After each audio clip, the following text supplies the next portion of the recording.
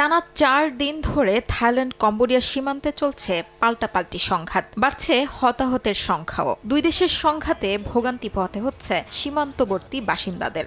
ঘরবাড়ি হারিয়েছেন প্রায় ৫ লাখ মানুষ, আশ্রয় নিয়েছেন ধর্মীয় উপাসনালয় ও আত্মীয়দের বাড়িতে।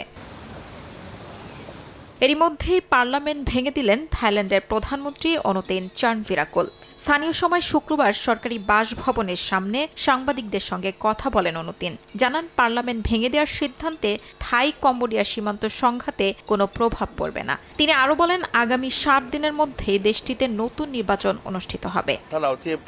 আগের নির্বাচনী প্রক্রিয়া অনুযায়ী সাধারণত ৬০ দিনের মধ্যে ভোট হয়। এরপর ভোটের আয়োজন, ফল অনুমোদন আর সরকার গঠনের পুরো প্রক্রিয়া ধরলে ৫ থেকে ৬ মাস সময় লাগে।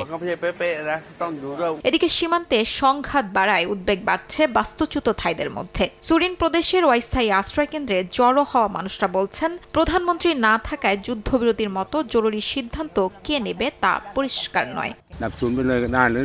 যুদ্ধবিরতি দেবে কিনা এসব তো প্রধানমন্ত্রীর সিদ্ধান্ত হওয়ার কথা, কিন্তু যদি প্রধানমন্ত্রী না থাকে আমরা কি করব? সিদ্ধান্ত নেবে কে? অন্যদিকে কম্বোডিয়ার প্রেহা ব্রিহিয়ার প্রদেশে ৮টি শিবিরে আশ্রয় নিয়েছে ৪০,০০০-এর বেশি মানুষ। খাবার মিললেও দ্রুত কমছে পানি সরবরাহ। ৭ ডিসেম্বর থেকে গোলাগুলির শব্দ শুনতে পাচ্ছিলাম। আমার স্ত্রীর বাড়ি ওইদিকে, ওদের রেখে আমি আবার বাড়ি পাহারা দিতে ফিরে যাব।